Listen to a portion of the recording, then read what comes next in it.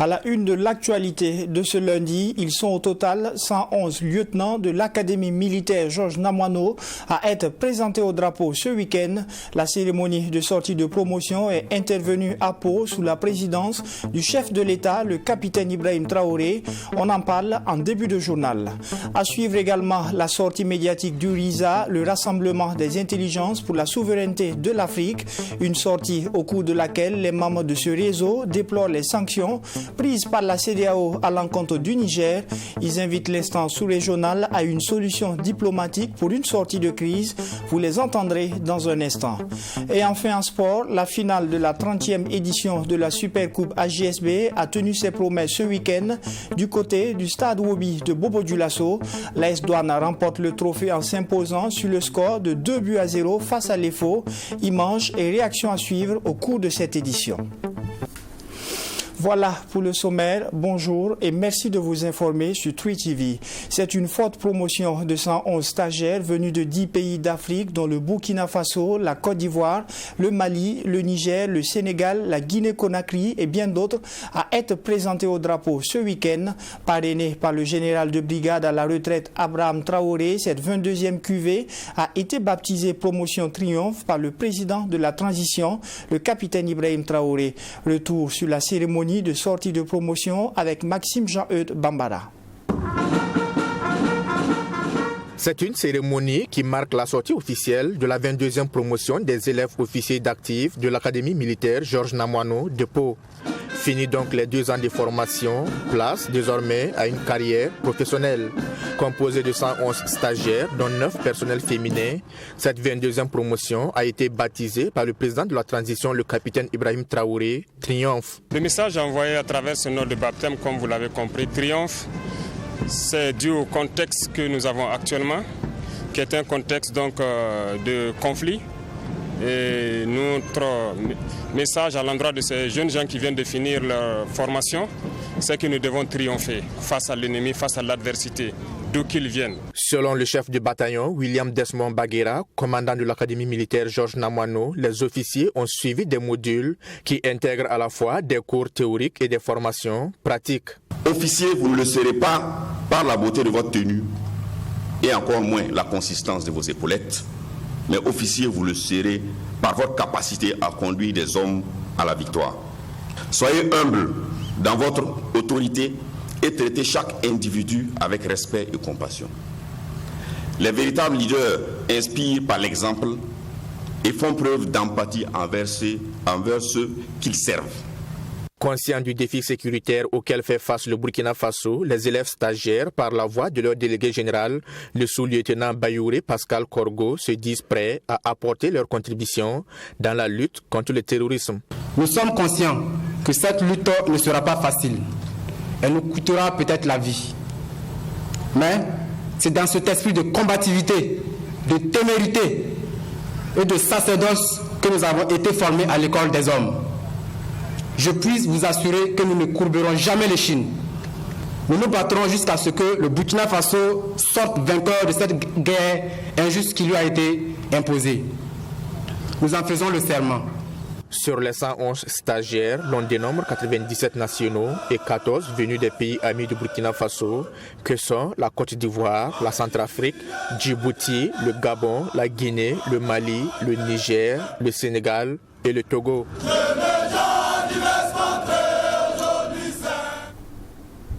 Présent à Pau dans le cadre de la sortie de la 22e promotion des élèves officiers d'actifs de l'Académie militaire Georges Namoineau, le chef de l'État, le capitaine Ibrahim Traoré, a échangé ce samedi avec les forces vives de la région. Le président de la transition a salué le modèle de tolérance et de pardon des populations de cette ville qui abrite l'école de formation des officiers d'actifs. On fait le point avec Sanata Serré et Michael Tougri. Ils sont venus des provinces du Bazega, du Naouri et des Zundwego, les représentants des forces vives de la région du Centre-Sud, pour ces échanges directs avec le chef de l'État. Le gouverneur de la région a salué la forte mobilisation des forces vives de la région à cette rencontre qui témoigne de leur ferme attachement à la mère patrie. Selon Yvette Nakoulma Sanou, cette rencontre est une occasion pour l'ensemble des forces vives de la région de renouveler leur engagement aux côtés du capitaine Ibrahim Traoré dans la noble mission de reconquête du territoire national. Que les jeunes ont décidé de participer activement au renforcement de la sécurité dans la région du Centre-Sud, voilà, et aussi parler aussi de leur projet. Voilà, un projet d'envergure de la jeunesse, voilà, pour la résilience des jeunes, un projet qui parle jusqu'à 500 millions, voilà, pour vraiment occuper les jeunes pendant les saisons sèches et la saison pluvieuse. Nous avons beaucoup échangé avec le président et quelques doléances ont été faites. Parce que quand vous voyez, prenez la maison de la femme du Naouri, nous sommes en insécurité. Il n'y a pas de clôture, il n'y a même pas d'eau. Mais je pense que le président du Faso a dit qu'il n'y a pas de problème. Il va envoyer une mission et qui va faire vraiment la prospection des lieux et voir dans les jours à venir ce qu'il peut faire pour vraiment nous qui sommes ses mamans. Nous avons tenu compte de tous les problèmes qu'il a en ce moment. Nous n'avons pas voulu le charger outre mesure, mais nous avons quand même exprimé certaines préoccupations concernant des petits problèmes comme nos CMA, nos CSPS, comme l'augmentation de nos VDP, parce que nous en avons besoin, comme l'implantation des commissariats de police, des postes de gendarmerie. Le président de la transition, le capitaine Ibrahim Traoré, a salué le modèle de tolérance et de pardon de la population de la ville de Pau, ville garnison qui abrite l'école de formation des officiers d'active. Il a félicité l'ensemble de la population de la région pour leur résilience et leur contribution dans la lutte contre l'hydre terroriste. Aussi, le chef de l'État a exhorté les populations du Centre-Sud à plus de cohésion et de coordination face aux ennemis du pays. De la vraie indépendance, il faut maintenant la conquérir. Et je pense que ce combat a commencé et nous comptons sur tous les Burkinabés pour qu'on puisse arracher notre véritable indépendance. Je tiens aussi à féliciter donc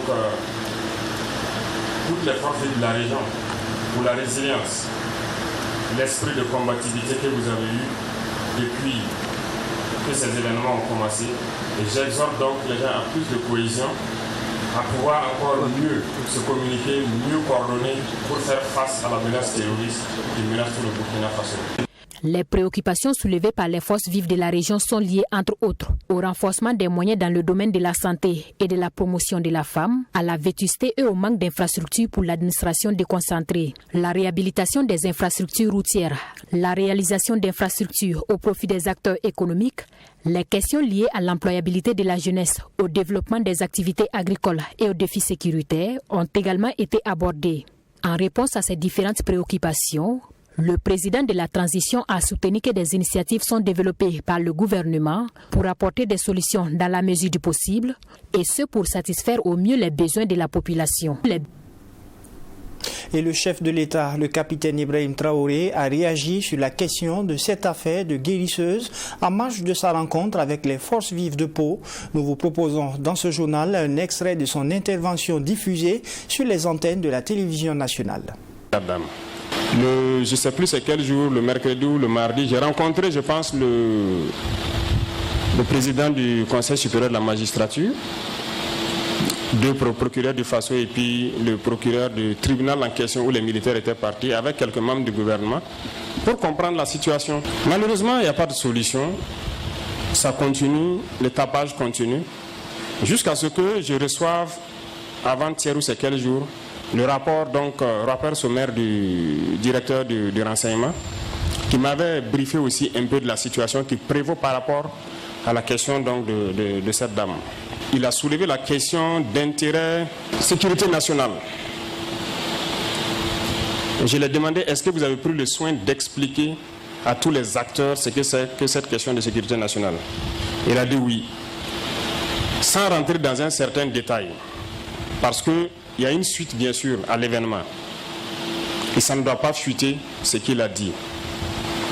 Au besoin, vous partez, vous expliquez au procureur général la question d'intérêt supérieur de la nation.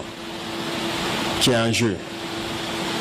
Ils sont partis, ils ont expliqué, je pense qu'ils sont allés avec le médiateur du Faso et tout, expliquer pourquoi le DG ANR a récupéré la dame.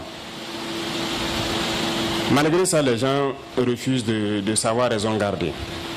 Et les gens sont toujours sur leur position. Et je pense que l'avocat de la dame a demandé, pour question de sécurité, qu'on ne la défère pas à la Mako, qu'on la défère à la Maka. Ça aussi, les gens ont fait les démarches, c'est resté comme ça.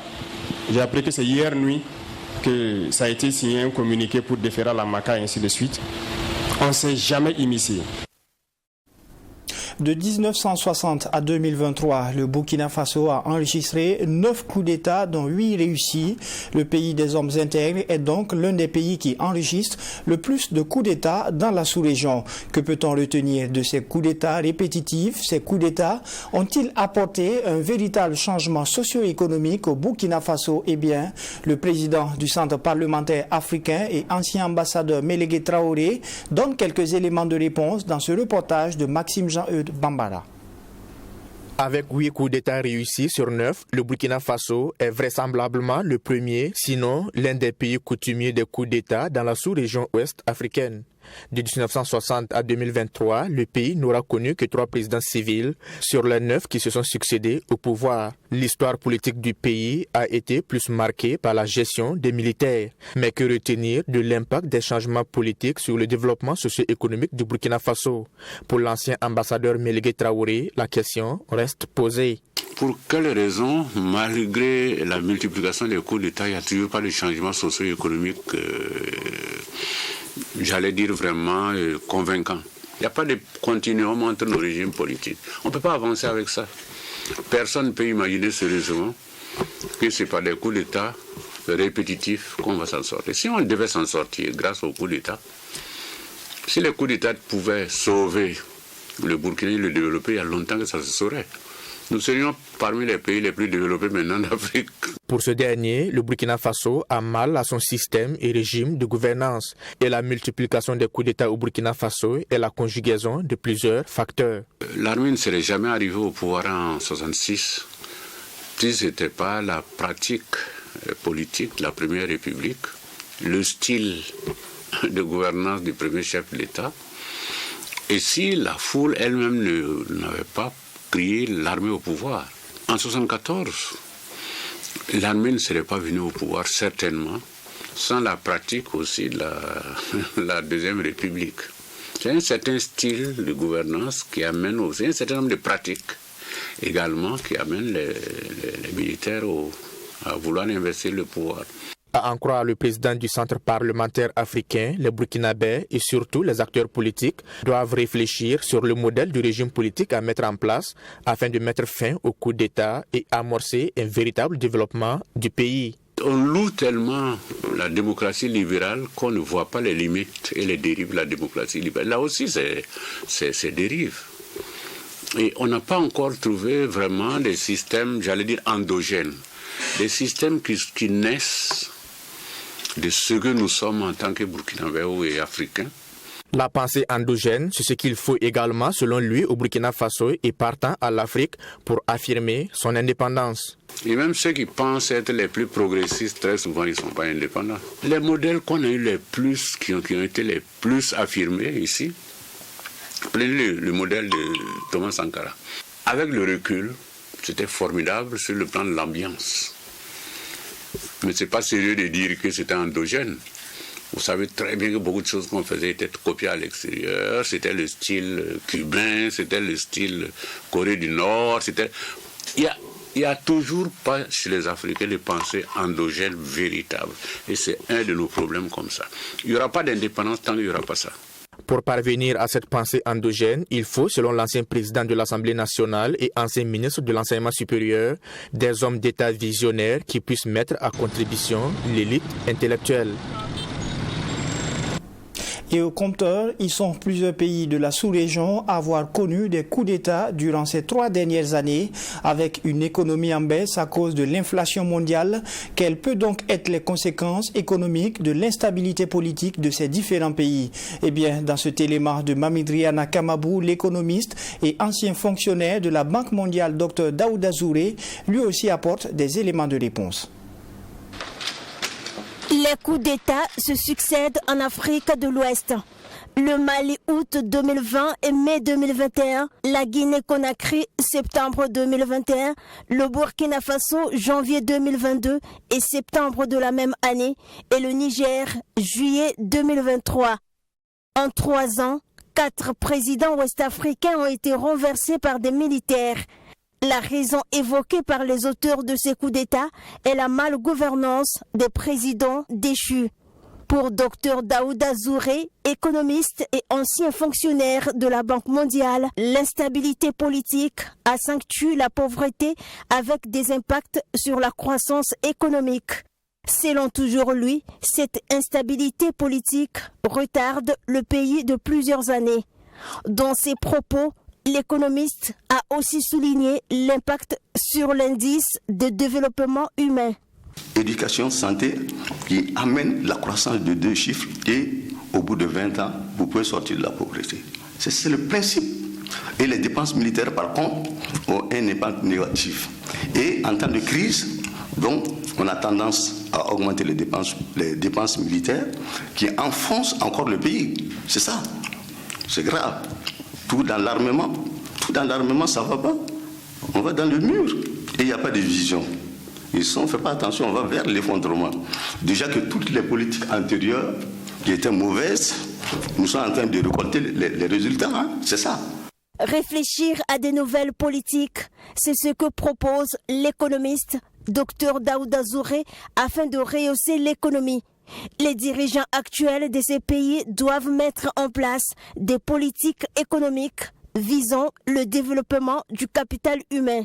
Si on n'arrive pas à mettre ça en place, des vraies politiques à long terme, et mettre en place le maximum de ressources pour les secteurs sociaux, au moins 60%. On n'a pas besoin, si vous voyez les allocations budgétaires dans nos pays, là, depuis 1980, moi j'ai fait une étude comparative avec mes étudiants sur les allocations budgétaires dans les pays de l'UEMOA et comparativement aux pays de l'Amérique latine. Ça ne se compare pas. Dr Zouré invite les pays d'Afrique de l'Ouest qui ont connu des coups d'État à mettre en place des politiques endogènes. Le rassemblement des intelligences pour la souveraineté de l'Afrique était face aux hommes de médias ce samedi, un point de presse au cours duquel le mouvement a dénoncé les sanctions prises par les dirigeants de la CEDEAO à l'encontre du Niger. Le RISA juge l'intervention militaire chaotique pour un pays qui croupit déjà sous une menace des groupes armés terroristes. Le réseau salue tout de même l'esprit de solidarité du Mali et du Burkina Faso et invite la CEDEAO à une solution diplomatique pour une sortie de crise au Niger. Alexis Wenkouni, Belem Naba. La quasi-totalité des sanctions prises par les dirigeants de la CEDEAO ont pour but de faire souffrir le peuple nigérien qui croupait déjà sous le poids d'un contexte économique assez difficile et victime des affres du terrorisme. C'est l'annonce faite par le RISA, le Rassemblement des intelligences pour la souveraineté de l'Afrique. Pour ce réseau, la crise que vit le Sahel est la résultante de la déstabilisation de la Libye en 2011. Parlant donc d'intervention de la CEDEAO au Niger pour la restitution du pouvoir au président Bazoum, le RISA juge que l'intervention armée plongera les pays côtiers dans un chaos. Des pays qui vivent déjà sous une menace des groupes terroristes. Toute intervention militaire au Niger plongerait de fait le Burkina Faso et le Mali dans un chaos indescriptible. Les dirigeants de la CEDEAO ont-ils déjà oublié le cas libyen, dont les conséquences sont aujourd'hui perceptibles à l'œil nu dans tous les pays du Sahel et au-delà? Non, ils n'ont certainement pas oublié. Mais ils sont sans doute le bras séculier d'un maître qui veut toujours faire du Niger sa chasse gardée pour continuer à puiser à vil prix l'uranium des Nigériens pour se maintenir encore et toujours comme puissance nucléaire. Ce réseau va plus loin. Un rappel historique des prises de position de la CEDEAO ayant conduit à la déstabilisation de certains États est cité en exemple pour inviter les chefs d'État de la CEDEAO à évaluer toutes les conséquences d'une action militaire au Niger. Pourquoi un conseil de défense? Pour faire intervenir les 1500 soldats français présents sur le sol nigérien et réinstaller l'allié Bazoum, comme l'avait fait Nicolas Sarkozy en 2011 en Côte d'Ivoire, comme ce fut aussi le cas de l'opération Cabane en 1979, de l'opération Barracuda en 1981, de l'opération Turquoise en 1994, tout porte à croire que la réponse est l'affirmative. L'esprit de solidarité du Mali et du Burkina Faso a été salué par le RISA. Cette organisation dit apporter son soutien au peuple ouest-africain pour leur choix assumé de la souveraineté. Le rassemblement des intelligences pour la souveraineté de l'Afrique se félicite de l'esprit de solidarité, de fraternité et de clairvoyance dont font montre les présidents Traoré et Goïta dans cette tentative d'asphyxier le peuple frère du Niger et la volonté manifeste de somalisation, voire d'afghanisation du Niger. Par voie de conséquence, le RISA apporte tout son soutien aux présidents burkinabés et maliens dans leur choix assumé de la souveraineté et de la liberté. Le RISA rappelle aux dirigeants africains que cette démarche, dans le cas du Niger, viole leur propre texte, celui du pacte de non-agression et de défense commune de l'Union africaine. À la CEDEAO, il renvoie lui aussi son traité révisé de 1993, un traité qui énonce les principes fondamentaux de la CEDEAO, auxquels les États déclarent leur adhésion à la non-agression des États membres, le maintien de la paix, de la sécurité et de la stabilité régionale par la promotion et le renforcement des relations de bon voisinage. Et du sport pour clore ce journal, la finale de la 30e édition de la Supercoupe AJSB a tenu ses promesses ce week-end du côté du stade Wobi de Bobo-Dioulasso. L'AS Douane remporte le trophée en s'imposant sur le score de 2-0 face à l'Étoile filante de Ouagadougou. Ce fut un match de revanche pour l'AS Douane qui avait perdu par 2 fois contre les Faux au cours de la saison écoulée. On fait le point avec Assami Tiemtoré depuis Bobo-Dioulasso.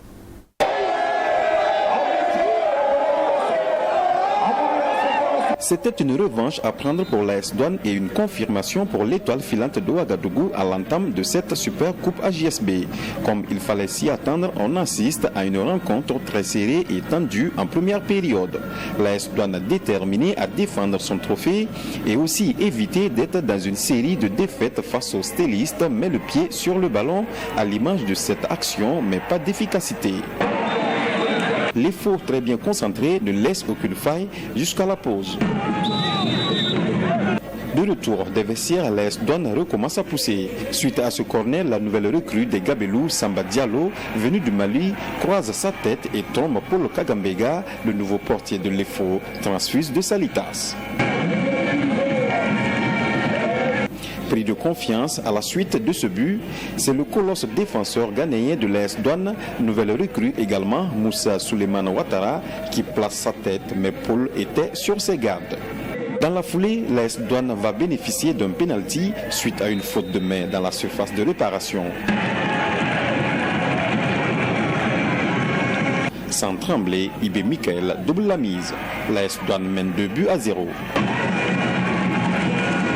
Après ce but, les Faux tentent de revenir à la marque en vain jusqu'au coup de sifflet final de l'arbitre. L'AS Douane réalise donc le doublé. Le sentiment qu'on a quand on gagne un match, quand on gagne un trophée, on est heureux. Voilà, c'est ce sentiment qui vraiment m'anime. Je suis obligé de me répéter parce que bon, qu'est-ce qu'on peut dire? Voilà, il y a la joie chez les gamins, la joie, c'est bien de toujours démarrer une saison avec un trophée. Ça vous met en confiance et ça vous amène à travailler. On a vu nos insuffisances. On va travailler pour être à la hauteur en tout cas, des attentes du peuple burkinabé. Chez les stylistes, on prend du bon côté cette défaite. Pour l'entraîneur, l'objectif était de pouvoir déceler les imperfections et de les corriger avant la campagne africaine. Je ne suis pas dessus, ça fait un match test pour nous. Comme je l'ai dit, l'objectif c'était de venir remporter la coupe. Mais ce soir, on a trouvé une équipe qui était vraiment vernie sur le plan offensif parce qu'on a encaissé 2 buts sur des coups de pied arrêtés. Je pense que c'est des choses à corriger puisque nous allons jouer la campagne. Ces détails-là c'est très important. Donc je pense que c'est bon. Dans l'un dans l'autre, je ne suis pas trop dessus parce que c'est comme ça. On les a gagnés 2 fois, donc c'est normal qu'ils allaient se révolter. Voilà. Une édition une fois de plus réussie au vu de l'engouement. Naturellement, le président de l'AJSB se dit comblé. savez que tenir une telle manifestation, ce n'est pas donné d'avance. C'est toujours difficile, tellement de difficultés, mais après qu'on arrive à surmonter, ça montre l'esprit de résilience que nous avons. Nous nous inscrivons dans cette ambiance générale-là de résilience du peuple burkinabé. Donc 30e édition, c'est déjà quelque chose de très important dans la vie d'une association. Et nous avons voulu matérialiser cela et nous remercions tous ceux qui ont été avec nous pour nous accompagner lors de cette 30e édition. L'AS Douanes se succède donc à elle-même et lance ainsi les hostilités pour la nouvelle saison sportive 2023-2024.